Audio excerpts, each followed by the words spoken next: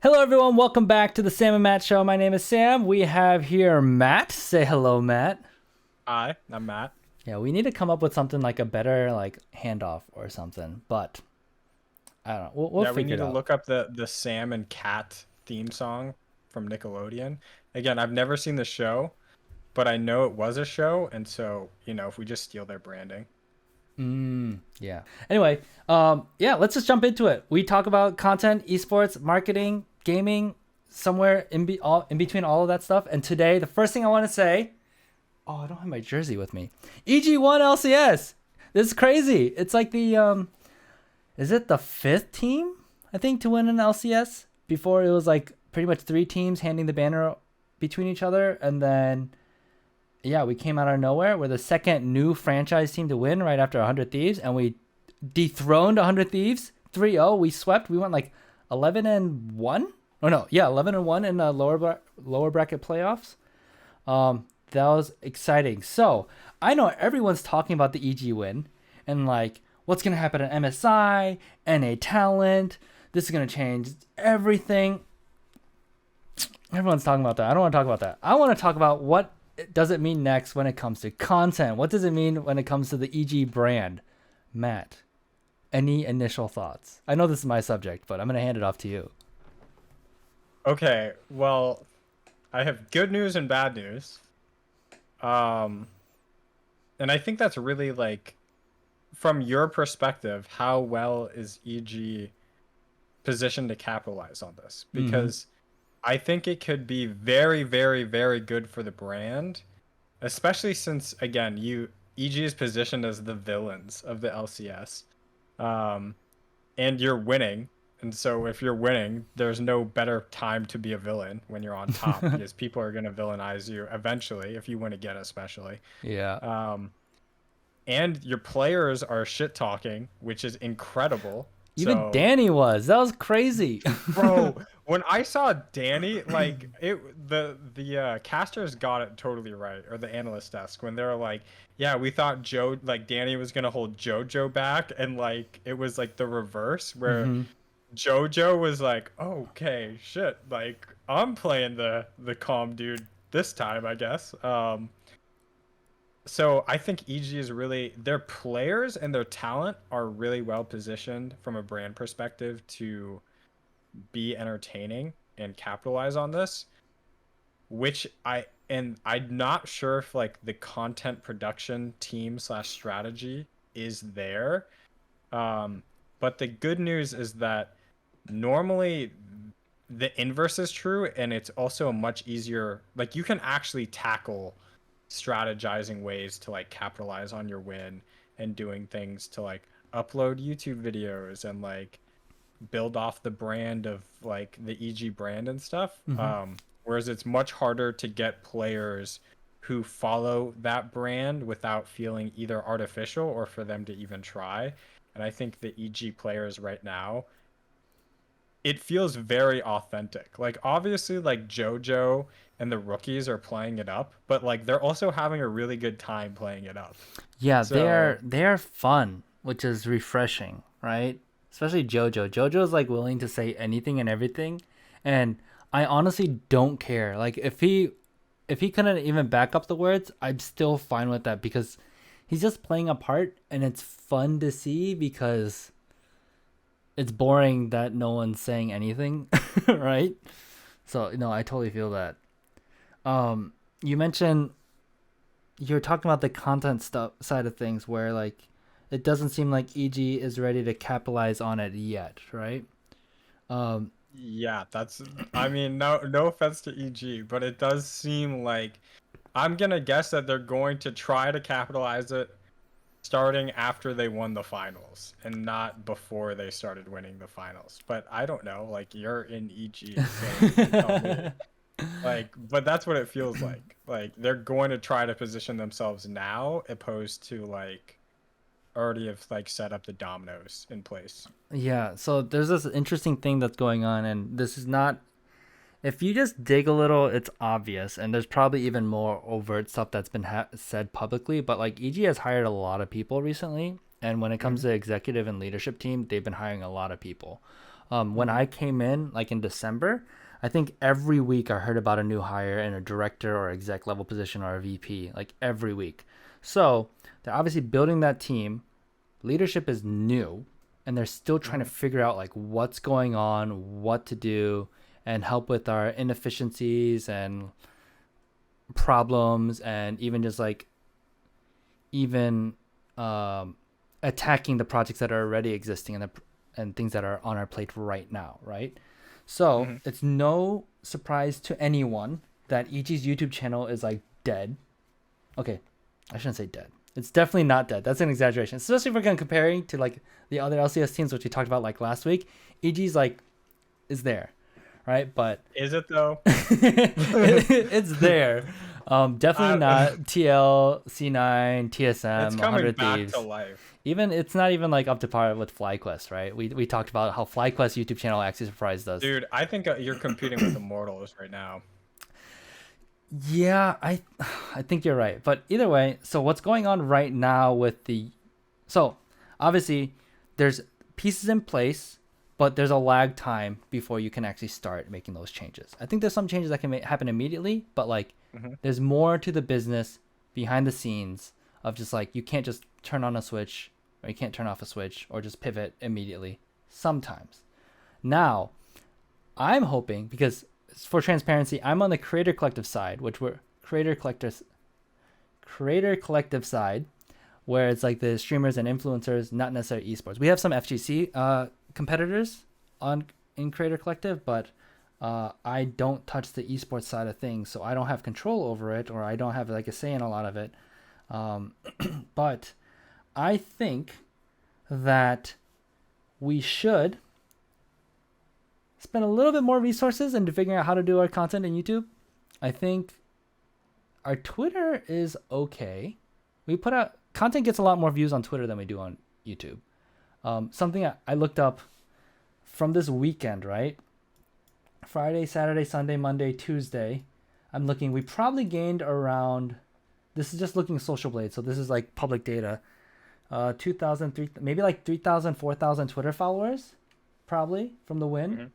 With YouTube, I think we got like 12,000 more views. Evil Geniuses. Let me look that up real quick. We got 10,000 more views. Yeah, like 13,000 more views or so. I don't know if we got any more subscribers. I'm sure we did. But either way, like that's not that much, but there was like a bump in people looking at our content. But that's what actually worries me because I think there's this thing where people think like, oh, the content's really good. The content's really good. We just like don't have fans because no one cares about Evil Geniuses, blah, blah, blah, right? But when you have when you have the opportunity, when you finally like you are relevant, people are excited about EG. Like I think the fandom for EG grew a lot from this weekend. And they come over to the when they come over to the YouTube channel and we get 10,000 more views, but we don't see like a real big spike in the channel. I think that just means people checked out the content and they're like, okay, and then clicked back off, right? Yeah, okay. I'm gonna be a little bit ruthless here, so I hope you do not mind. So Travis Gafford, he put up a poll and he was like, what team are you interested in? It's a YouTube poll, and it was like TL, C9, 100 Thieves, Other, right? Other was the highest rated thing, and all the comments were like, like, oh, I'm just a fan of players, or like EG right now has my vote, or blah blah blah. And I seriously think after the Danny pentakill, which was massive, like I think that play alone was more than just like winning the finals almost, or is equivalent.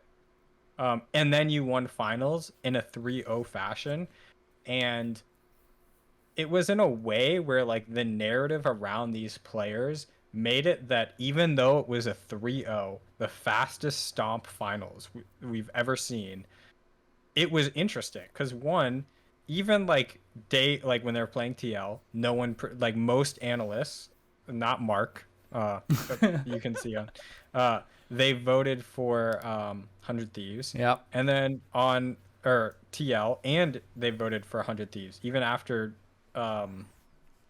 Danny, or after EG crushed TL. Yeah. Well, crushed, quote unquote. They were close games, but still. And And so you have this huge fan base where I can see the support on Twitter, and I could see the support in the comments of like that YouTube poll. And even on TikTok, I was looking because there's a dude who did a piece on Emily Rand's like, oh, like giving credit to EG for Mm-hmm. like scouting NA talent for Emily. And their EG has so many fans, but they just do not translate to the YouTube because like the YouTube page, there's one good series on the YouTube page, which is the EG files. Is that Mm-hmm. what it's called? Yeah, the Yeah, the EG docuseries. files.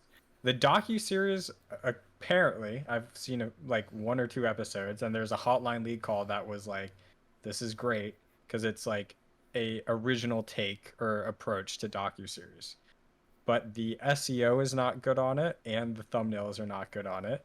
But also it's cluttered with a bunch of other content that's like not relevant. And so I feel like there is a market for it, and the YouTube channel is doing such a disservice to itself that you're like people still like EG, but they're not translating to like watching the EG content Yeah. because like they're like, oh, okay. Like if you just did like JoJo goes axe throwing, that would get more views than whatever like the last 5 videos you made, I think would actually combine. Like, That's really interesting. Yeah, that might. Like I'm always curious at how well a player's face in a content piece will carry it. Um but yeah, I think like the issue is as we get more eyeballs, the way YouTube works is if you can get a 5% more audience retention, 10% more audience retention on a video, like that can make a video go from like 100,000 views to like 800,000 views. Like we see that in like big channels where just like that little percent of extra watch time or audience retention is really, really big. So I think what's happening is EG's YouTube videos, like we finally, I think honestly, the people that click on the videos really, really want to watch it because the thumbnail and title, like they're not very intriguing or enticing. And even from that group of people, the audience retention is too low and the watch time is too low where it's not helping. And we saw like one of the videos out of all the EG files popped off, which was the Jojo one. But that was because, and I've seen the analytics behind it, literally like his mom in the video made that pop off because every time his mom shows up, the audience retention goes bloop. Like people are rewinding and watching his mom, which is so funny. And that was actually like really refreshing. It was a really refreshing cameo that I haven't seen as much in esports content, even though we've seen like families, but like she was like so funny and it caused like people were talking about it. It got shouted out on broadcast. It got shouted out in the interview. It got shouted out in the LCS finals because they're like, oh, this is Vulcan's dad. This is Jojo Pyun's sister. dude, that was Are you so gonna like funny, match? dude. Yeah, it was so awkwardly uncomfortable, but like it's all because if you guys don't know, Jojo Pyun's mom's like, oh yeah, Vulcan should date my daughter, right? And that was just like really funny, and that was people were talking about it, and that's what made like people went to go search for that video. That's I could see that in the analytics. People looking for that video, not because it was suggested, not because it was on homepage, because the thumbnail title like not that intriguing. People searched for it and found it because they were looking for that because people were talking about it, and you can even see an audience retention bump because after it happened on broadcast, after Vulcan retweeted the screenshot of like Jojo Pyun's mom saying like they should date and all that kind of stuff. So Yeah, that's what's so crazy to me because EG has so many factors going for it, like so many in the content esports field. They have so many chess pieces on the board that are so hard to get that like you have to almost look out and getting, right? JoJo's mom is super entertaining, which is also probably why JoJo is like very easygoing on camera and yeah. like very like entertaining. Danny is arguably just as big of a brand as JoJo now, and you've already EG already built up Danny before, but not Mm-hmm. as much as JoJo. But then Danny gets this pentakill, and you're hearing the crowd like just chant his name, and like when they're all going on stage and they're like announcing all the players, when Danny came up, even as a quiet person, the crowd was going insane Yeah. for Danny because of that pentakill. And then you have all these like crazy dynamics where like the families are coming, like Vulcan's family talking to like in the interview and stuff, and Mm-hmm. like, and with like fucking JoJo's mom. It was like Vulcan's dad and JoJo's mom, right? In one Yep. interview. Yep.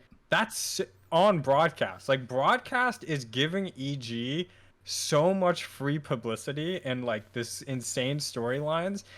So one, it's really hard to even get those crazy storylines because you have to have these things line up that you can't control. Then broadcast is also pushing it for you. EG is doing stuff like the actual production of the EG files and the people who run that. I know it's Crystal from Golden Guardians, or Mm-hmm. old creative director, and then C9. Who is the C9 I person? can't remember. Oh, way to put me on the spot. Shoot. I have, well, you were at Golden Guardians, so you actually know I Crystal. know Crystal. So, um, but like that, like it's a good show. But I mean, like Fudgy Waffles in the comments, he said, "Yeah, EG Files is cool, but hard to click. Inspiring performance, TurboTax expert calls." Like, yeah, like one, the title and thumbnailing is not good, and two, you can't just have a production team carry you. Like, you want a good production team, but they're also only one piece of the puzzle, and their job isn't to come up with like titles and thumbnails. It's to come up with like having good production and like using having the content in certain ways and showing something. But that's only one part of the YouTube channel. Yep. And if that's all the EG YouTube channel was, even that would be fine.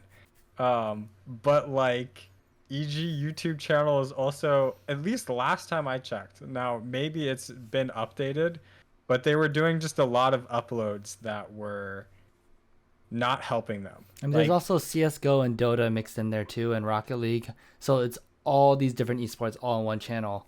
When actually the EG channel got its like whatever 500,000 subscribers or whatever the crazy number of subscribers it has from Dota and CS:GO. I think the CS:GO announcement like popped off on YouTube for their roster because that was also a big deal because it's like most of the winning C9 like roster back from the first NA like major for CS:GO win. Excuse me. But no, there's so much there. You're right. But yeah, so I keep saying this. I keep saying this to all my coworkers. I keep saying this publicly. Like, EG, the staff that we have, the people that we have, like, if we don't do something impressive, it will be a failure because there is so many like really smart, amazing people on staff right now with the new hires and the old hires too.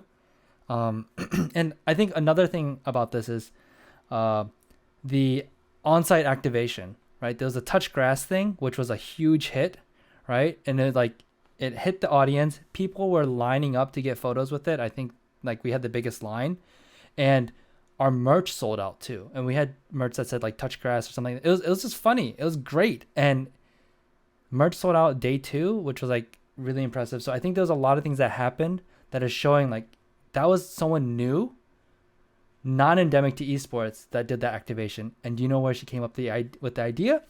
She talked to people that knew esports, and we talked about memes, and she's like, that's it. There it is. So we have smart people working with our endemic esports people. And if we keep doing that, like, EG should really be unstoppable. We really, really should be. this is the frustrating like point for me with EG, is that I heavily agree with the fact that you want to have non-endemic people mix with endemic people, and obviously as someone who, you're in a position where you're like a bridge between both of them. Mm-hmm. So you really understand both sides because you worked as an engineer before this. So you know what it's like to have that like corporate life and the esports life. Like, you're also an esports fan. Mm-hmm. But like, so there's a part of me that's like, for example, if you look at Duolingo's TikTok, right? Duolingo's TikTok is like killing it. And there's like other big name brands that are killing it on platforms like TikTok that are just destroying esports orgs. Where in Yeah. my mind, I'm like, bro, how are you destroying esports orgs? Like, as a random company, my bar for you, like, you shouldn't even touch esport orgs for me. Mm-hmm. And then, also, I just realized, Oh, wait, you just knocked out your mic. Oh no, you're good. okay. So there's that. So I really think that EG has a huge competitive advantage long term. Like if we're talking about long term sustainability Mm-hmm.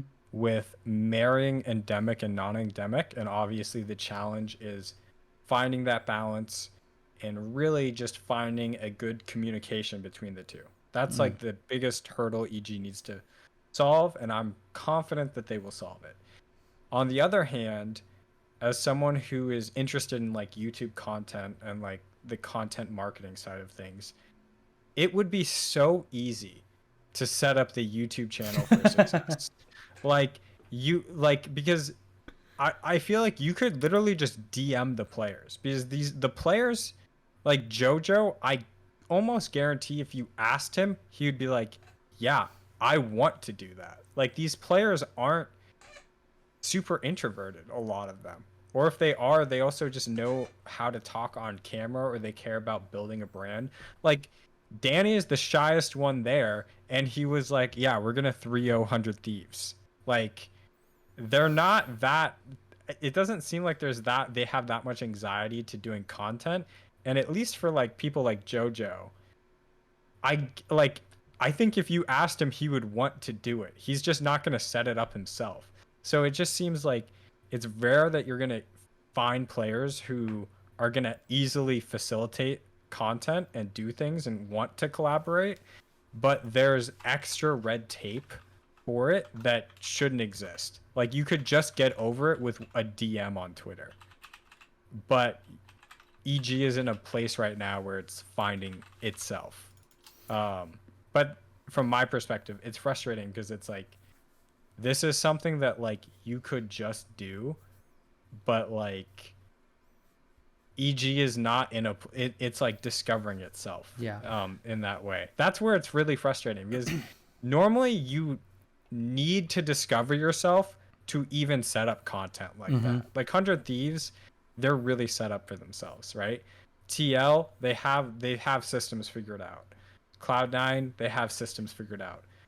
EG, it's like you're developing the systems and you really want to develop them well, but also you don't need to have it super figured out because the nature of the people who are on the team and who you have around are gonna be more like ready to do that content. Yeah, I think that's a very tricky thing because actually I don't know if that's true or not, but I think a lot of people assume that like just get them on camera, but just sometimes scheduling, attitudes, people's interests, like EG Esports is like first and foremost, they want to win. They want to lift trophies. We want to lift trophies. So if that means like everyone understands we're a team and we need partnerships, we need good content to get partners, to pay the bills, we need to make good content that's not branded, and then we can sell them and people like that, and then we don't destroy them with like horrible integrations and bad partnerships and those kind of things. But like I don't know how willing or how easy it is to plug some of them into content. I know some talent that we've run into at EG or previous places, like they're just like really hard to get in content. They don't show up. They're just not into it and just like doesn't perform well or whatever. But no, I think you're right. It's one of those careful arguments that it's hard to know if that's true or not if you don't know what's going on behind the scenes, right? But I think you're right. But I was gonna say you do know what's going on. No, I actually don't know that. I don't know that much because one, the LCS players are in LA. I'm in Seattle, so I don't see them.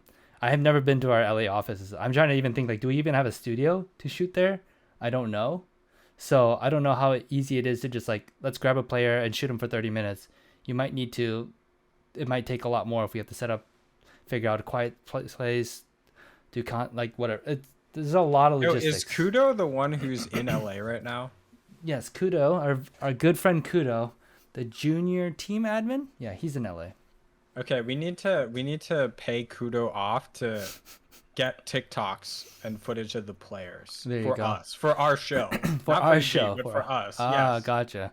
where we'll intro it with like, oh, You're gonna get thanks me for fired. watching. All right, fun dip. Don't include Sam in this part. Um, Shoot, I was gonna. it's good branding for EG. You Oh, might get a promotion, really. I have a great content idea that I think would get instantly 20K views. If we did a date between Vulcan and Danny's sister. Oh, dude, that's way more than 20K views. I think like we just That's gonna be first on r/League of Legends. yeah, maybe. But I think that'd be But great. it would, but like, dude, there's no way. Isn't it one? It's JoJo's sister, right? Sorry. Yeah, no, it's yeah. What did I say? Did I say Danny's sister? Yeah. No, JoJo's sister and Vulcan. Like pay the. Have you seen Chicken Shop Date? Have you seen that show? I've not. Oh, okay. Never mind. It wouldn't be exactly like that. But there's plenty of those like eating conversation shows, like Hot Ones and whatever else. Like you could do something like that. Probably not Hot Ones. Don't make everyone miserable, but just like make it either it's a fun date or an awkward date, or just like meme on everyone, make them feel uncomfortable, make them do like ask uncomfortable. Like I think it'd be great. Even if it was 3 minutes, 5 minutes, 20 minutes, either way. Like I think there's a really good piece of easy content there that would get lots of views. I agree with you, but I don't think it would ever happen because if I'm JoJo, I would never want that to happen. Not because, like, Vulcan might be a great person, right? Mm-hmm. But realistically speaking, there is going to be a time where Vulcan and JoJo are not on the same team. And JoJo is a player who loves to trash talk, and Vulcan, I'm sure, can also exchange trash talk. And so that is an infinite supply of ammo that Vulcan has if he ever faces JoJo I think in competition I think for there. trash talk. I have not at least seen public trash talk that involve romantic relations, and this probably is not a real romantic relationship that's blooming. I have no idea, but either way, I think that would be one of a low blow that would be like very much like not okay. It's like calling Dude, out if someone's they mother. actually started really dating though, oh my gosh, dude, the content would be insane. We might have to hire her on the Creator Collective as an influencer and streamer. There you Yeah, go. for real. I'd say Kaide, but Kaide is actually like a goated content. Like Yeah, she's she's super good. she's goated at content. Like honestly, Kaide, you know, like hot take, Kaide is a better content creator than Tens. Tens is just goated with the sauce in Valorant. But Kaide is like when 100 Thieves picked her up, like they did not just pick her up because she's dating Tens. Like yeah, that helped her get noticed, but dude, she makes Tens way more entertaining. And her content, like anytime I see Kaide in content, she's like fucking killing it. Yeah, awesome. All right, should we go to the next topic? Yes. I kind of want to flip it. I want to flip topic 2 and 3. Okay. I want to talk about Mr. Beast. Okay, I'm so down for this. Also, Fudgy Waffles, shout out to him in chat. He really wanted to talk about, or he was promoting 100 Thieves as being really good as an esports channel. So. Yeah. So I realized, and I think this has been going on for a little bit. I haven't seen it in many esports orgs, but I've watched a lot of Mr. Beast, and I've noticed Mr. Beast being kind of in esports content. Finally, I think I see a lot of yoink and twists, as Ludwig calls it, where you steal an idea and you put your own spin to it. We see a lot of that in content creation in general, and I don't think there's anything wrong with that. But I haven't seen as many esports orgs doing that when it comes to editing or like the style of content. Mm-hmm. And what I notice is 100 Thieves Esports, they put out a video recently. It was Yasuo 1v1's LCS pros, and he played all the four LCS players, starting LCS players, and I think there's Academy top laner. I think it is Tenacity, and I immediately noticed, oh my gosh, this is a Mr. Beast style edit. Like he had, I think they used like really similar font. There's like really fast paced like text on the screen at the beginning, explaining, getting really quickly through the intro, and then ton of voiceovers and be like, you won't expect what happens next. Not exactly verbatim, but like it was happening all over the place. And it was super entertaining because it was fast and like got to the point, and it was like really entertaining and funny. And then I started scrolling back and I realized they did this before on some other content, but it's only for that series. And I started looking around. I don't think I can find any other esports org that's editing this way. Okay, so can I give you some hot takes on this? Yeah, let's hear it. Okay, so, well, first of all, I saw that video, and like another thing that I've noticed, because I saw Mr. Beast talked about this, or either he talked about it or I was watching a Mr. Beast video, and I like had a notebook out and I was just like writing down every single time they made an editing change. And in Mr. Beast videos, every 6 seconds or so, you will see some sort of thing added to a clip. Definitely the same thing happened in the 100 Thieves video. Like anytime there was something that either if it was a camera change, adding images, adding text, changing camera zoom levels, changing anything, like it's like 1, 2, 3, click. 1, 2, 3, 4, 5, 6, click. Like Yeah. like I don't think a single like standalone clip lasted more than 6 seconds in the whole video unless it was an outplay. So very highly edited, and definitely what you're saying, they're definitely following the Mr. Beast formula. Like it's not like it's definitely inspired 100%. They knew they were copying Mr. Beast. And this isn't a diss. Like it's hard to copy Mr. Beast. Like you have to have a certain level of skill or work ethic to do that. And my other hot take is that 100 Thieves is made by like the founder's Nadeshot, who was a Call of Duty pro who made his living off of content creation, right? Yeah. So it's ran by someone who, I mean, we were talking about this earlier. You have not is marrying non-endemic with endemic people, but the owner of that company is not only like endemic to esports. He was an esports pro in a scene that didn't make enough money, so he had to he made money off of esports content, and being a content creator was one of the biggest brands in Call of Duty, which was the biggest esport at the time. I'm talking about like 2011, 2012 era. But like that's how Optic made money, was through content. They're the ones, like the content meta that you see now is made by Optic. So like they know how to build a brand. And so I think a big part of that is that 100 Thieves is just dialed in because Nadeshot is a competitor and a really, really good content creator. And so there are quality checks on things like this that are going to be higher. Like if Ludwig, for example, he like Mogul moves, right?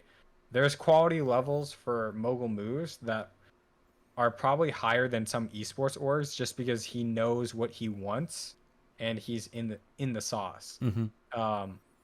And so I think 100 Thieves is probably like one of the few orgs who can actually like quality check for things like that. Yeah, if anything, they're like, that's my hot take. They're like setting that expectation from the beginning. It's probably not even a quality check. It's like, hey, we want to do it like this Mr. Beast style. This, what's his name? Beam, I think, is another guy, and like Ryan Trahan or something like that. Like these are all people. I saw a YouTube channel recently that had 2 videos that launched like a month ago, and they were at like 1 million views or something like that, because like everyone's learning from Mr. Beast and taking their own spin on it. Some of them are a little more similar than others, but ultimately what Mr. Beast is doing is he's just hacking the audience retention graph. He's like looking at like I think his audience retention is like 70% at the end or something like that, which is absolutely insane for like a 20-minute video. I mean, I will also say that I don't think 100 Thieves pulled it off as well as like a Mr. Beast video, Mm-hmm. in the sense of like I'm more endemic to esports content and League of Legends content and not endemic as much to Mr. Beast content, but Mr. Beast content still pulls me in because their clip selection is better. Whereas like sometimes they're just making edits in the 100 Thieves video to make edits just to change up the pace. Yeah. Um, I mean, I don't think but at 100 Thieves could ever make a Mr. Like as high quality of a video or I whatever do, quality of a video because dude. I think they can I definitely do don't because better. think about no, this is what happened. So Ludwig went over to Mr. Beast's place Mm-hmm. to film a video, whatever. You've probably seen the video on Mm-hmm. YouTube, but like that was a 12-hour shoot. That was like planned by like a that whole team. Probably spent hours and hours and hours figuring out like how are we gonna do this? What are the stories we're gonna inter interweave into the storyline because that's how they do it. They like have one story that arcs and then another story starts in the middle of that and arcs. And so like there's always something still to keep like I have to see how this resolves, see how this resolves. I don't think 100 Thieves can take the LCS team and do that for like 14 hours over multiple days. I don't think they can Oh take yeah, even yeah. their I don't even think they can take the content house to do that.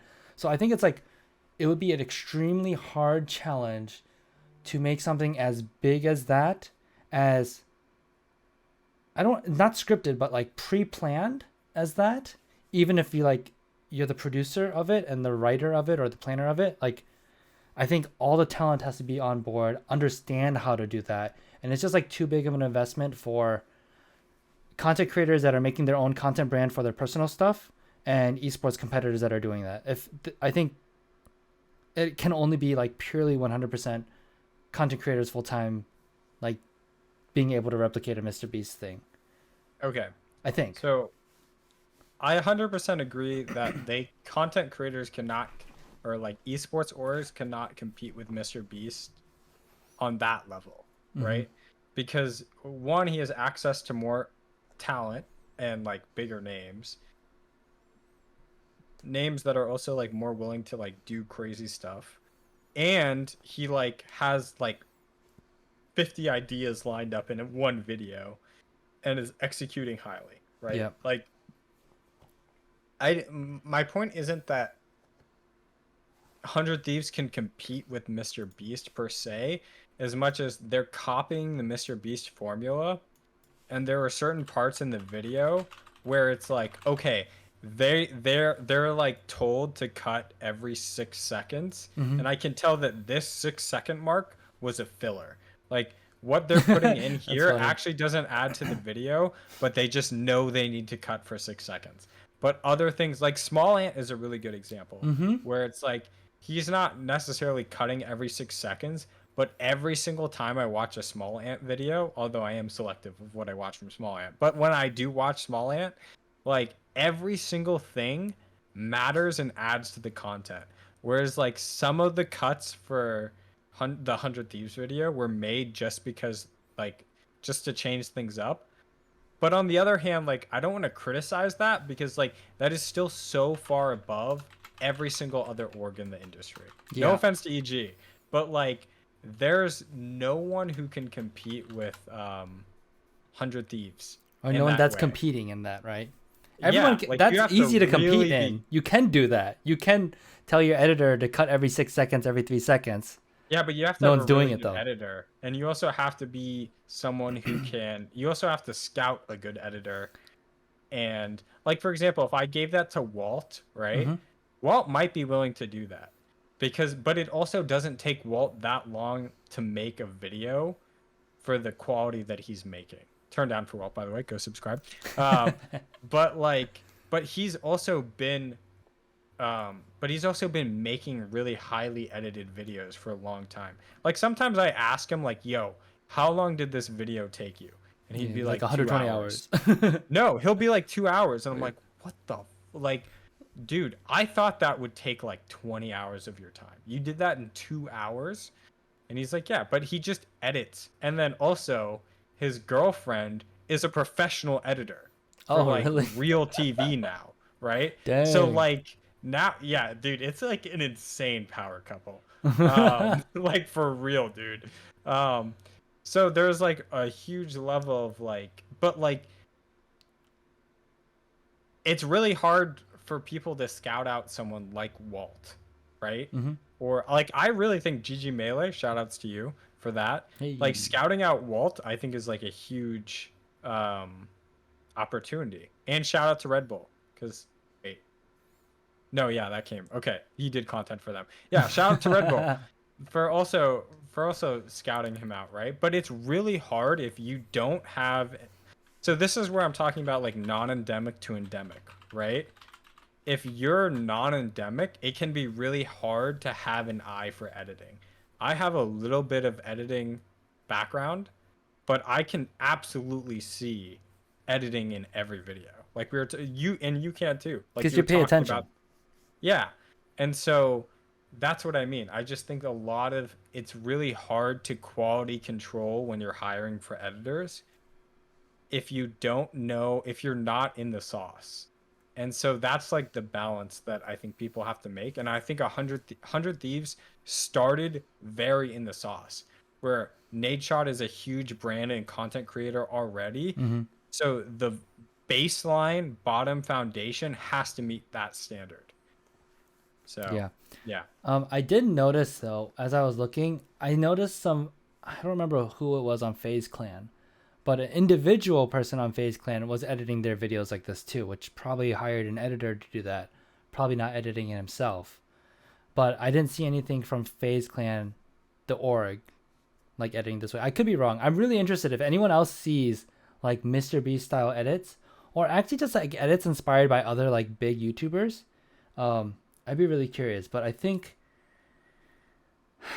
it's tricky because as a creative, I think a lot of people want to push the boundaries of like the content they want to create and do something like cool or new or different or spectacular.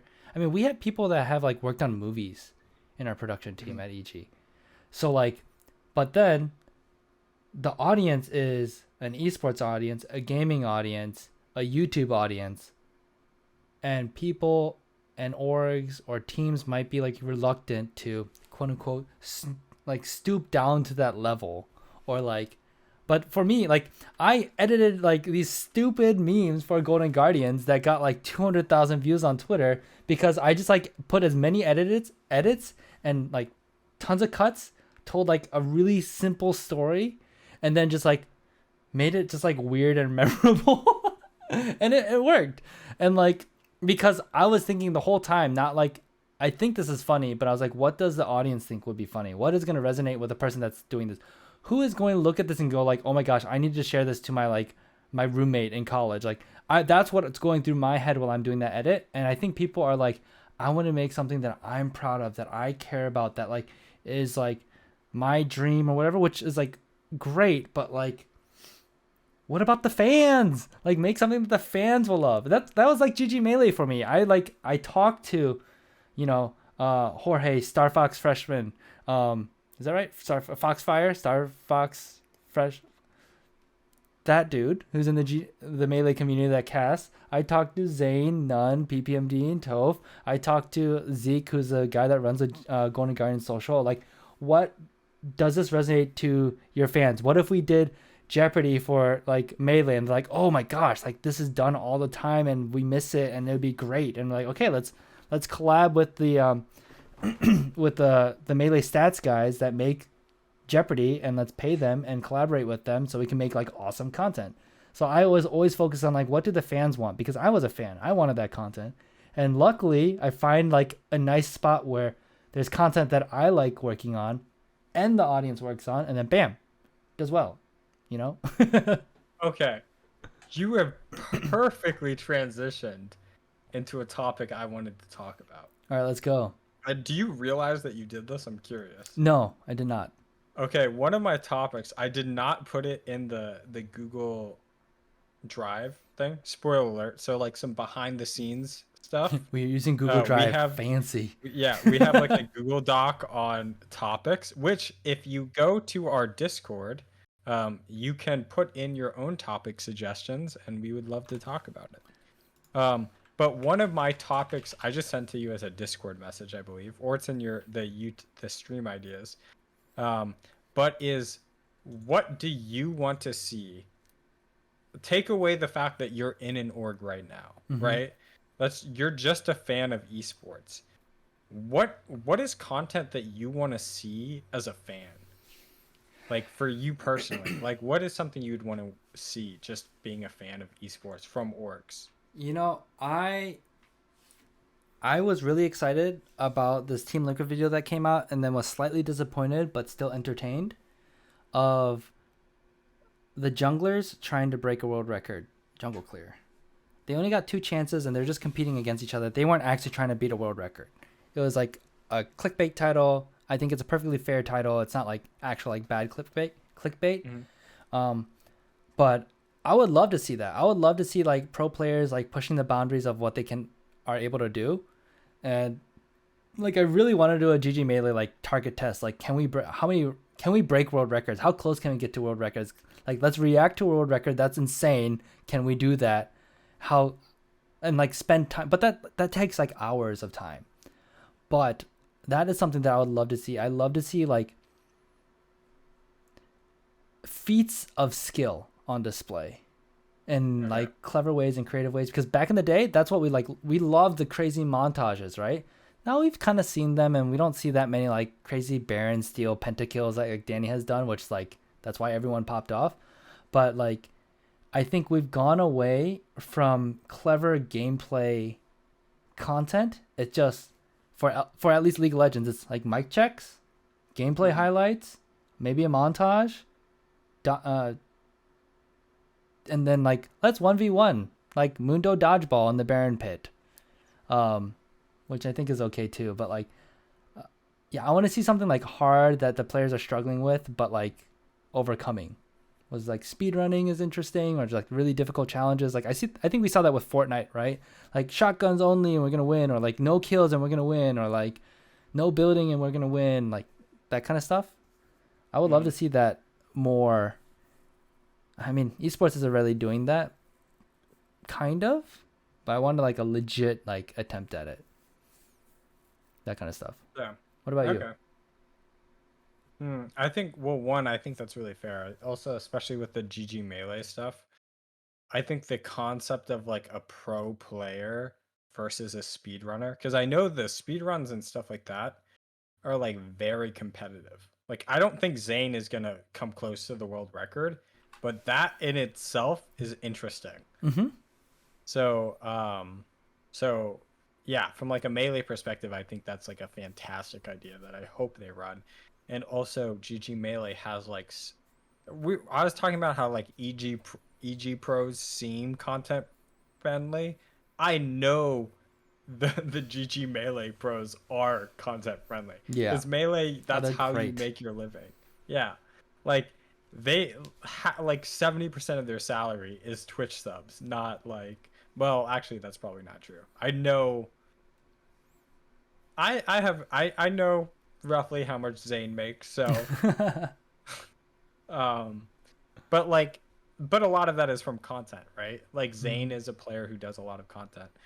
Um I think 100 Thieves actually with like the Yasuo 1v1 with Academy players, or not Academy, like Academy and LCS players, Mm-hmm.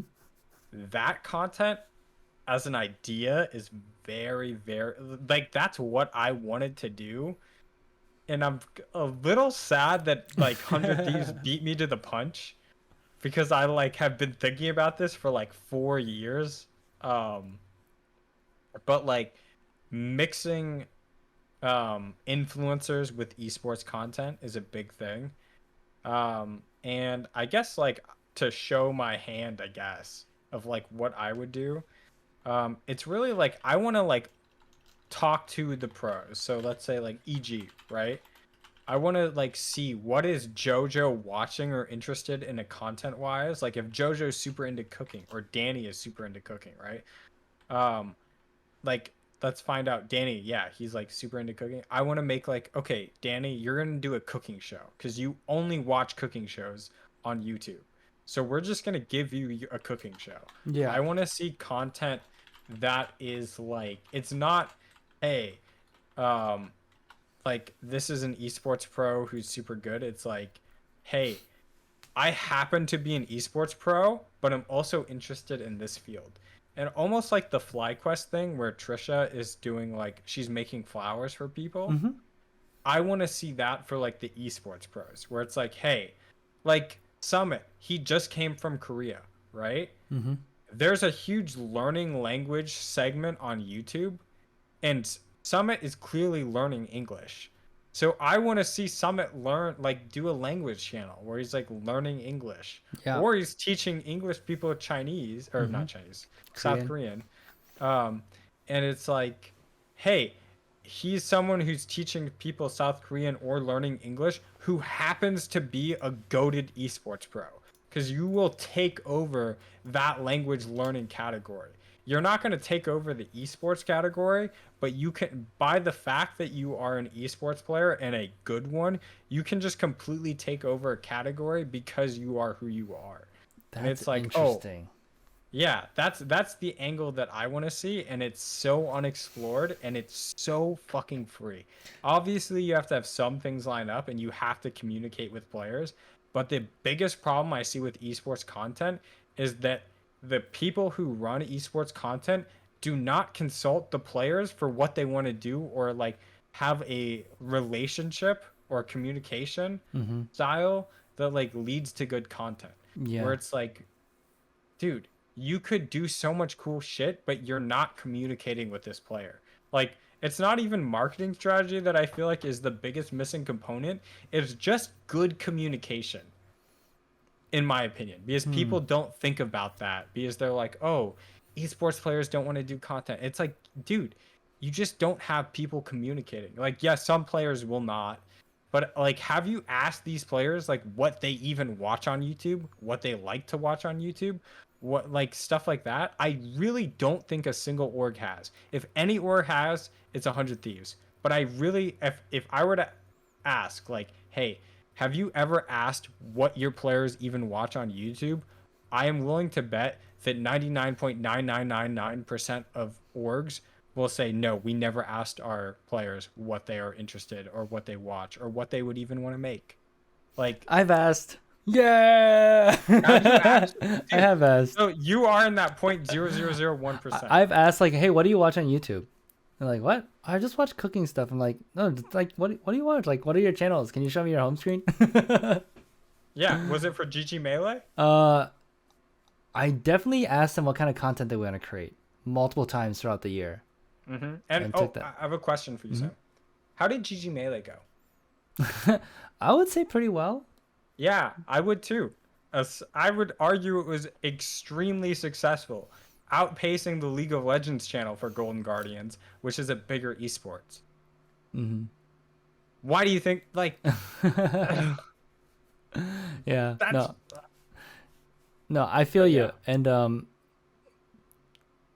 just watch me work. Watch me work at EG. I think you'll be happily not surprised, just happy if everything goes well. I hope. We'll see. um yeah. We will see. No, that's good. That's good. Like there's just to be like I don't devil's advocate's not the right word, but something similar to that. Like there are definitely players that like don't want to do content. It's difficult to do content, and even if you ask them, like they're just I don't know, right? But sometimes, like you said, like there's just that extra step, which is it can be really hard to figure out. Like how do you break through that shell? How do you ask the right questions to get the answers we're looking for? You need to help them find like their answer sometimes, but you know sometimes it's just really hard, and most likely whoever is producing the content or creating the content should know better than a player that doesn't create content. But if the player is actually like digesting, let's say like a CS:GO player is digesting CS:GO content and knows what like is happening on the subreddit and they know what their fans like, they actually have a pretty good like sense of what their fans, the community would like in content too. So that's what I noticed with the melee guys, GG melee guys. Like they knew what was up in the ecosystem they're also making content, but they're like, oh yeah, the fans will like this. Oh, the fans won't like care much about that. So that was really it. Yeah, it really depends. But it is tricky, for sure. Okay, so one, I will say, yeah, the GG Melee guys, like even the content creators themselves, when I was listening to Radio Melee and I hear PPMD Mm-hmm. talking about marketing strategy, and I'm like their players are invested in marketing strategy. Like they're not even like being told this, they're researching it on their own so they can have like higher level talks or Mm-hmm. discussions about this. But okay, so I'm going to be egotistical here. Okay. So one of my skills that I found out that I had, I didn't realize this was like, okay, one of my skills is being able to talk to people who are very introverted and breaking them out of that shell. Um, and I almost think that introverts are easier to talk to because I feel like they're looking for an opportunity to talk about what they want to talk. They just Mm-hmm. need to be set up correctly, right? But that also makes me biased because to me, I feel like those type of people are almost easier to communicate to because once you do break that shell, they are like an open book almost. Like Mm. they're being like, oh my gosh, I feel so validated. I can trust this person and I can talk it to like this idea is really cool. I don't have to have like any social anxiety goes away. They're no longer being drained of their energy from like talking with you, Yeah. right? And since they don't get that a lot, they will talk a lot to you because they feel comfortable in that space, Mm-hmm. right? And so that should be like that's like I like that should be a priority skill. Like I don't understand. Like that that's just basic communicate not basic, but like if you have a little bit of communication style, you know how to make people feel comfortable and not socially anxious. Once they feel comfortable, they will talk to you. So like even if you have introverted players, like sometimes extroverted people are harder to work with because they will give you more initially, but it's harder to break further in. Yeah. But if you're introverted, if you can break that, they'll be like, "Oh my god, someone I can really feel comfortable with." Like, and they'll give you so much ammunition to like help but like both of you though. Yeah. Yeah. So, I don't know. Like that should be like a qualifying skill to be like I know communication skills is like whatever on a resume, but Mm-hmm. like in this context, that should be like the number one skill more than even like marketing. Like in terms of like YouTube channels is like can you communicate with talent and make them feel comfortable and get them to like trust you to give them ideas. Because like it's not that hard to learn if you try to learn it. It doesn't take that long and it's very obtainable.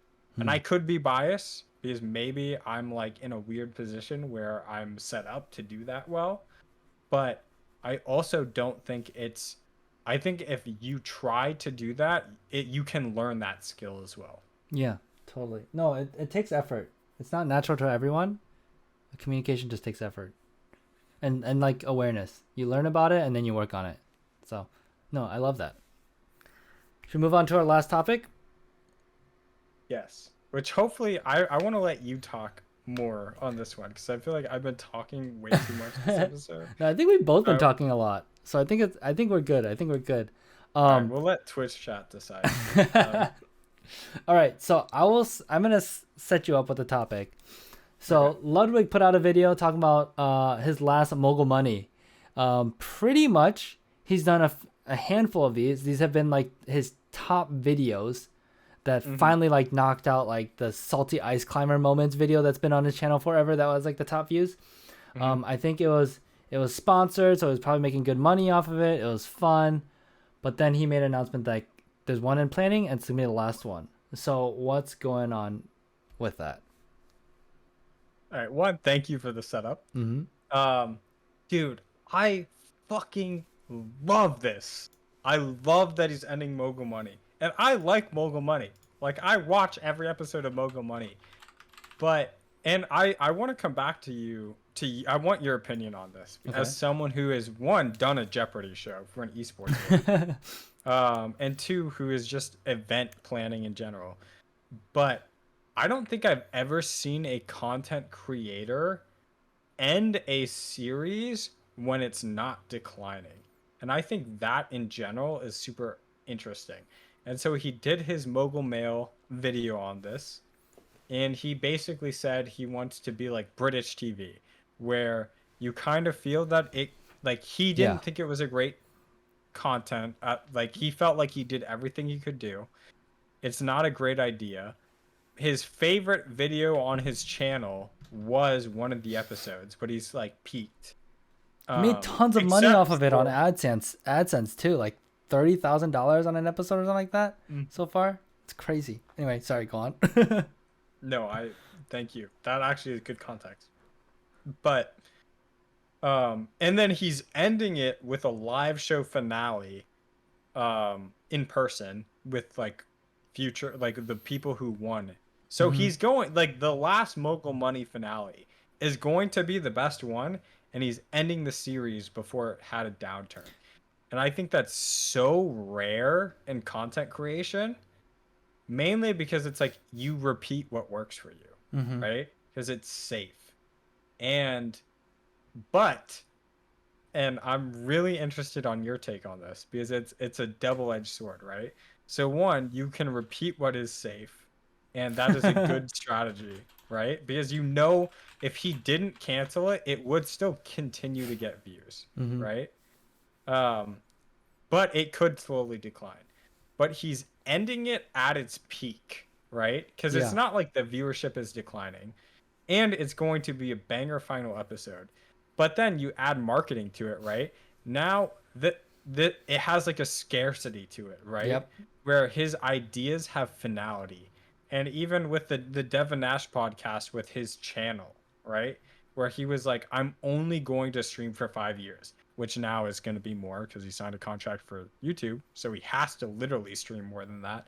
But like, he had this idea that like, this isn't going to be a permanent thing. And this is a trend that I have seen with Ludwig, where that was the first thing, where it's like, wow, this is a streamer who's really good, who like he's already saying he's going to peace out. Like, this isn't going to be forever, which makes it more special. I mean, like, what the Dr. K quote, like, the butterfly in your hand. I don't know. Fucking like, like basically like, Fun Dip, edit the clip in. Yeah. No, it's funny. Like, Fudgy Waffles made a good point about like Ludwig mentioning that he wants to retire in a few years as well. Like, this is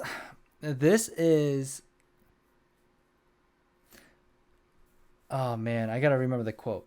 Someone was talking to Frank Ocean, the artist, being like, how do you feel okay with just like dropping an album whenever you feel like it? And he basically said like, well, you just have to be okay with not making as much money. Like, that's it. And people like Ludwig, people that have lots of money and that have not been super extravagant in their spending and like just smart investments, they can just stop. They have enough money and they're content with their content. And like, I think they don't have to milk it for all it's worth. They can just, Ludwig's deal with YouTube was like, a lot of it was based on less streaming and more support to do these like big creative endeavors, right? After he's done streaming or content creating or whatever, like, he can do whatever he wants as long as he manages money like responsibly and live off of that. Or I'm sure he's still gonna have an itch to keep like creating or doing something. It might be different, it might not be as lucrative, but that's because he's like made tons of money right now. Another example of this is Amaranth. Amaranth just announced that she's done with OnlyFans because she's literally been just trying to like get tons of money so she can do her dream thing, which is like create a animal shelter to save like animals. Like, oh yeah, she got the yeah. So Fudgy Waffles probably watched the live interview or the interview maybe with Devin Nash, or just like follows her like finance Twitter or whatever. She was also on the Yard. Oh, she was on the Yard? Yeah, and she talked about the Oh, gas I station. missed that. Oh, I should watch that Yeah, too. let's see. Fudgy Waffles watch the yard. I see you in chat. Yeah, so like it's people like you see this in like traditional jobs too. Like when you talk about investment banking, people are like in and done at 30 because they sacrifice their young years and no sleep and social life and all this stuff so they can make money and coast on it. And then, some of them can just like do whatever they want, start failing businesses left and right because they just want to do it. So to me, I see Ludwig in a place where he doesn't have to make any decisions out of fear because he has financial freedom and he's not like really it doesn't seem like he's like stuck on some ego trip or anything. He's just like doing things out of self-fulfillment. Like the stream, like the what is it? The subathon stream was like because he wanted to do it. He wants to do these crazy ideas to scratch an itch of his own and he's scratching them. So there's like you said, he's not interested in it. He doesn't think Mogul Money is like really great content. So he's just moving on to the next thing, which you're right, it's crazy. But if he's at a place where he's like, I'm good, like then he can just do whatever he wants, which is awesome. And like this is like the whole mental health crises of content creators and streamers and everything too. So I love it. I think it's awesome and I don't think every content creator is able to do do that and sacrifice those views. But maybe for your mental health and like if you just decide not to get Uber Eats every day, maybe you don't need to make the content you hate to make a little bit more money. You know, it's just I mean, it's a balance. I think okay, that it is very interesting because I can very much tell you're an esports org perspective from this. Okay. Um, because it's about like money coming in and revenue, um, which is very important for esports orgs because I'm not most thinking about it in that way. I think about that as like I'm very financially conscious of my own and have been in a place where like Mhm. like I didn't grow up with money. I now have like a very comfortable Wait, life. define not growing up with money. What does that mean? I mean, both my To be parents. like, you don't have to go too far into it, I mean, but both like, my parents were immigrants, didn't speak the language well, and what is it? We've been evicted from apartments and couldn't pay the bills, and like lights going out, kind of like poor. god damn, dude, you're insane then. Dude, like you're actually a outlier statistically, I guess. Maybe I don't know. I got 'Cause you're lucky. killing it. I got lucky. But no, I I mean, just like it's you finance. did, but also you killed it too. What It's I've both. realized in my esports grind is that Mhm, like money's not everything. Money is important. Don't get me wrong, mhm. right? But like people think they need more money than they do to be happy. And a lot of times people are chasing after more money because they think it'll bring more happiness, when chasing after more money brings them less happiness. So I think I've figured out, and people like Ludwig or Amaranth or other like really successful big creators are starting to understand like I the more money doesn't make me more happy, but because of the more money they can do some crazy stuff. And they're just like, okay, so how do I like the grind or I don't like the grind, so how am I gonna like approach this and be happy, right? Dude, I'm so excited for this job because I feel like your perspective on this, now knowing your upbringing, which by the way, dude, you're goated for the thought for getting out. Like, dude, like actually insane. Props to you. My parents did all the Um, work. They raised me right. I mean, I'm not gonna discount their parents, right? Like, don't get me wrong. There's definitely factors outside your control, and I think it's cool that you acknowledge that. But like, still, fucking props.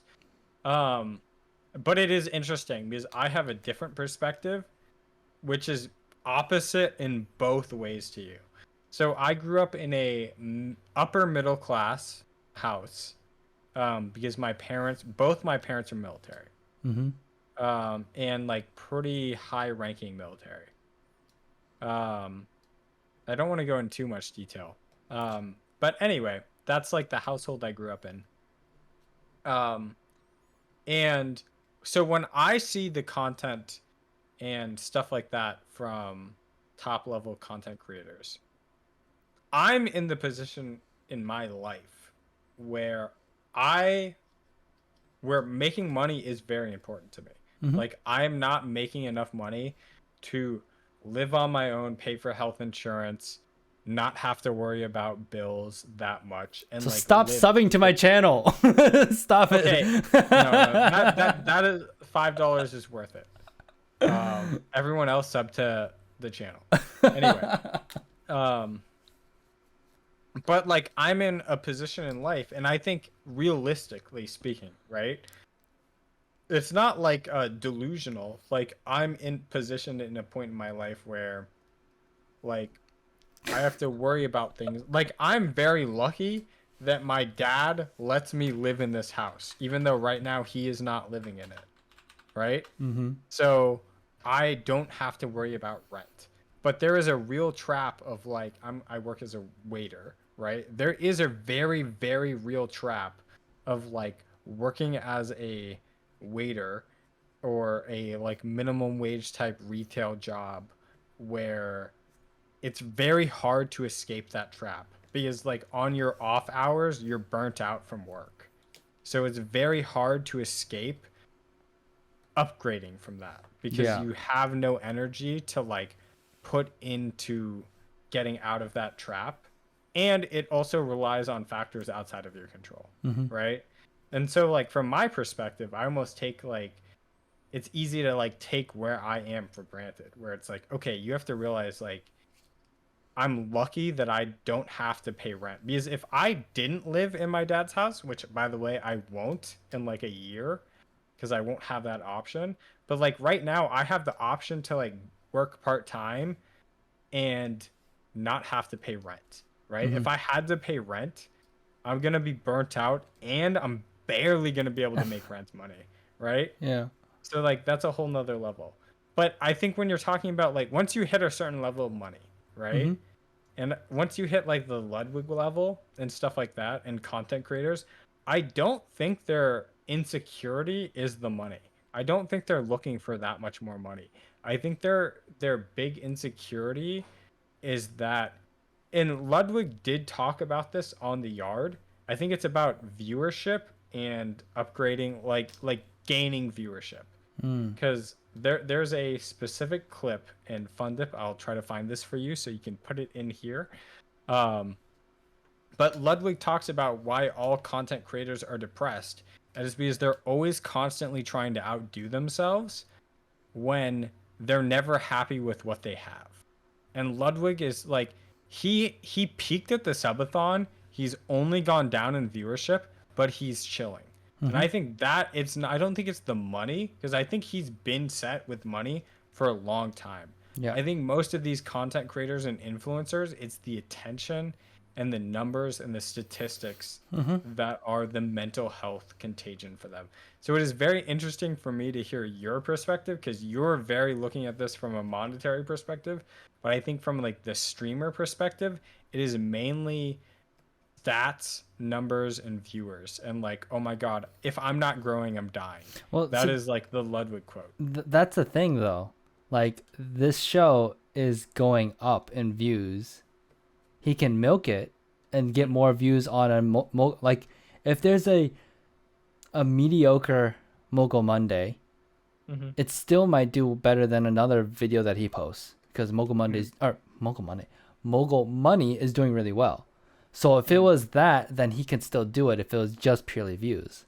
So that's why I'm saying like he's able to make these decisions without the worry about money and worry about like how much it's bringing in and partnerships and stuff, because he wants to do something else that's fulfilling, which then I guess goes back to your point. Maybe it's a views, or maybe it's just like a self-fulfilling, like I want to make really good content, with a little bit of the trap of like you can't not look at the views, but No, but I yeah. think that's my point. It's like I think money is out of the equation almost. Mm-hmm.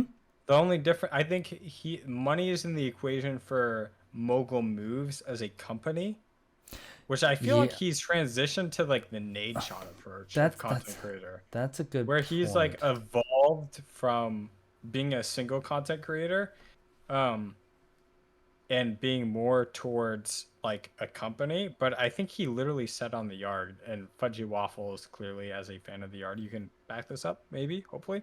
But I think specifically he said that he divides his happiness upon multiple groups and not just one area. And like most content creators and such, the biggest trap is like their happiness is so dependent on their viewership, Mm-hmm. which is also outside of their control to a lot of the extent. Whereas his happiness is divided in a lot of different areas now. Like after the subathon, he learned that Yeah. he should divide himself because he already peaked and he did something really cool. Um, and so it's like, yeah, like if he doesn't get viewers like that many viewers, it hurts Mm-hmm. a little bit, but it's not like above 50%. It's like, oh, he has more perspective over that. Yeah. Um, Yeah. You know, um, I totally agree with that. And one thing that has just shook me as we talk about this is that I forgot about Mogul Moves, the company, because now we'll go back to my esports like revenue kind of thing, is mhm. that you need plug and play things with a team to just be able to run to pay someone's salary, right? And I don't know Mhm. what Ludwig's plan is when it comes to like how big he wants to grow. If is this a small team that's just like a fun little thing that like that they just Dude, make I think they're bigger. gonna destroy, bro. Like, Like, are they gonna be like a Dude Perfect or like Mr. Beast like team where, or I think Dude Perfect probably is a bigger team than Mr. all Beast, right, right? but here's the thing. Like, let's say Mogul Moves decides to sponsor JMOOC or one Mm-hmm. player in esports, right? Mm-hmm. I think they're already automatically going to outperform every esports org because they like Ludwig knows how to do content better than everybody, and he's going to hire people who does that better than everybody.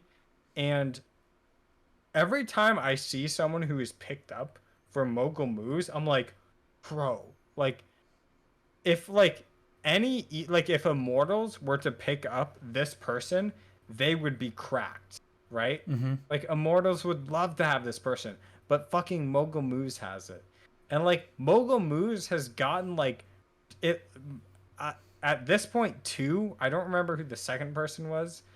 I know the first person was who is the person who ran CLG. It's Nick something. Nick Allen. Nick Allen, right? Mm-hmm. Like when I saw they got Nick Allen for Mogul Moves, I was like, whoa. Like they're actually going super, super legit. Yeah, And that's a then good they point. just got someone else recently. Anna I don't know Molly. who they are. Anna Molly. Who She used was to it? work at I think her name is Anna Molly. She used to work at 100 Thieves. She's Yeah. big into Smash too. Yeah. So like that's like the thing about like these content creators who are doing this, and especially like Ludwig and Mogul Moose, who is like Slime, Nick, Aiden, all these people, they're also in the scene. Mm-hmm. And they have like this scene buff where like they can see who is who and who is what, and it's like they're not picking up random people, and I think that is the benefit they have over other esports orgs, where it's like if you're an esports org who's not super endemic, you will pick up you're playing more slots. But if you are already endemic to the scene, you already know what you want and you know what questions to ask and you know what to look for. So it's like you have Nick Allen. I'm like, when they got Nick Allen, I was like, whoa, they're like really, really competing for like this is super legit. And then they got like the 100 Thieves person, and I'm like, they're like really like, and like Ludwig is like, I really think he can just if he wanted to make an esports org slowly, like Mogul Moose sponsors players, he could outcompete other esports orgs like with like investor funding and or angel capital, Mm-hmm. whatever, angel investing. Um, and Mr. Beast is also he already said he wanted to make an esports team. So like when I'm looking at content like this, I'm like, there is going to be a point where you're going to be competing with Mr. Beast. How are you going to compete with this? Yeah. And that is like my biggest concern. It's like, and we were talking. If we go back to EG, EG has like that benefit of like both sides, but like at the other side, like if someone is super super endemic but they're also goaded, they're very very hard to compete with, Y- especially if like EG I feel like is very corporate and has very good connection with the endemic side, and by corporate I mean they're funded by a parent company. Mm-hmm. But like from that perspective, they're very close to their not like their endemic people, more so than like some other orgs, very much more so. But when you have Mr. Beast, who's like the opposite of that, right? Who is super, super, super endemic to the content space, getting funded by non-endemic people, it's like, how are you going to compete with this, Mm-hmm. right? And that is like something that I really think about a lot because it's like, dude. But even like that's gonna take a few years, and hopefully people scale up. But and 100 Thieves is doing a good job, and Mogul moves. But it's like, if you're an esports org, like you should be able to compete with Mogul moves. Like, yeah, they are in endemic to content, but it's like fucking 4 people, dude. Like No, it's a you're absolutely right. streamer and 4 people who like know what they're just in tune with the game. Mm-hmm. Like you're getting fucking like gapped so hard by 4 people because this is where like the non like you have to have endemic This is people like who offline TV too. Offline TV no, and offline TV is like a really really really perfect example. you had Like Skara, an esports vet that decided to make a content house. yeah, so it's like you need to I feel like you need to lean on the endemic people for the actual product and lean on the non-endemic people for everything else around that. Because like non-endemic people really, really, really do have a lot of value, and you do not want to be in a bubble, right? And esports is in a bubble inside of content, right? There's a content bubble, but there's an even smaller bubble in esports. And it's like you need to one break the esports content bubble and be in like just the normal content bubble. But Mm-hmm. it's like, bro, dude, like if you connect people who are goaded at content with non-endemic people who know how to like leverage certain things, and you have someone who can communicate that, like you're goaded. But if you have people who are non-endemic trying to tell you how to do the content side of things, it's like you have a communication error or not the right people. Anyway, I don't know. Maybe that's like too long of a tangent, but that's my opinion. Yeah, no, I think there's a lot I agree and disagree with in there. What do you disagree with? I I'm think really I curious. think the big disagreement would be that, or maybe the oversight is that there's enough goated people in esports Mm-hmm. to do the things that corporate people can do. Or there's okay, because first of all, esports is this big, and everything Mm-hmm. outside of esports is huge, right? Okay. So there's Mm-hmm. there's more sample size to pull. I think, um, if you said how do we scale a business from like how do we 10x a business, I think there are very few esports people that can do that compared to like corporate operation officers or whatever else, even directors that can do that. The thing is Mm-hmm. like it's hard because things can be tone deaf, right? Because they don't understand the scene. But I Mm-hmm. think it can be easier to teach.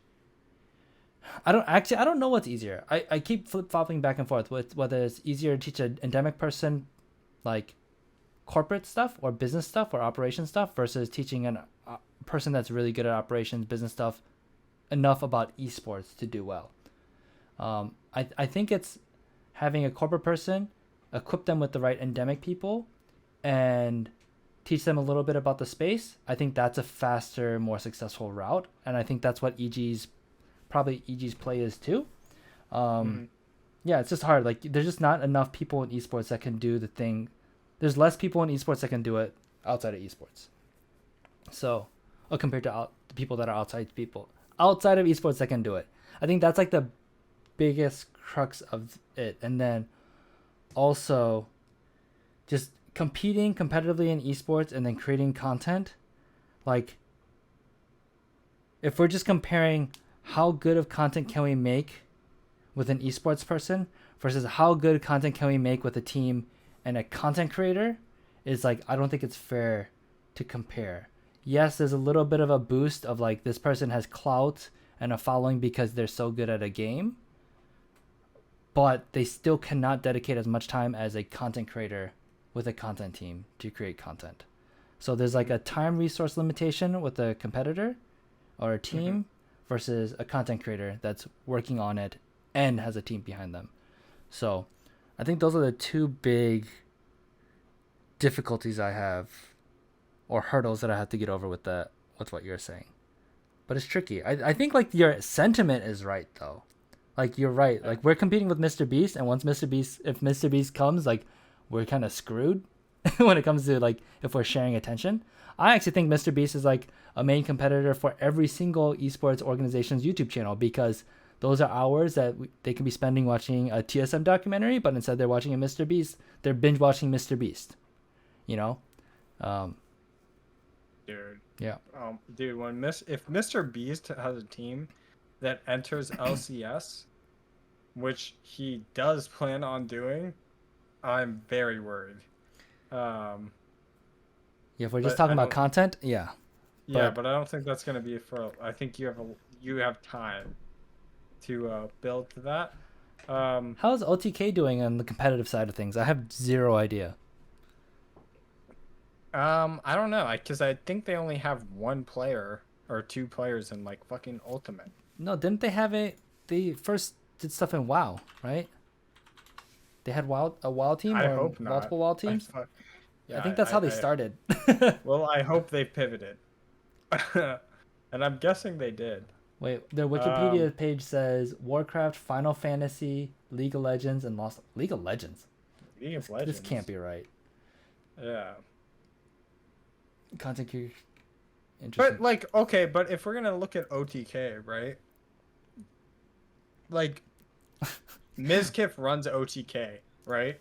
And he is more ADHD than I am, and I'm very ADHD. But he is also like, he very understands the content creation space, where it's like, I think that he could easily outperform everybody but 100 Thieves. The only reason why I say 100 Thieves is because 100 Thieves not only has Nade Shot as like somebody who is there for content creation, who is literally the founder of the company, but like because of him, they've hired other people who are like equally at his level, right? So I think 100 Thieves has a huge advantage because like they have Nade Shot, and then he also hired or had a choice or hand in hiring people who are very have a really good eye for things. And then like he had a podcast with like John Robinson. I think it was John Robinson. Probably. Was his name. Yep. Who's like the president or something that he hired. And like I listened to like the interview with him, and he was like, oh yeah, I like did something with the barracks. And I was like, dude, I fucking watched the barracks. Which if you don't know what the barracks is, it's a skateboarding website that was like the biggest thing in skateboarding at one point, right? And I was like, whoa, like damn, they have like this dude from the barracks when they're at their peak. Like this dude is like insane with marketing. And so it's like, 100 Thieves hires very effectively, let's just say, right? And I will say, like, from what I've seen, not to like be too harsh, like from what I've seen with EG, I think EG hires very effectively too.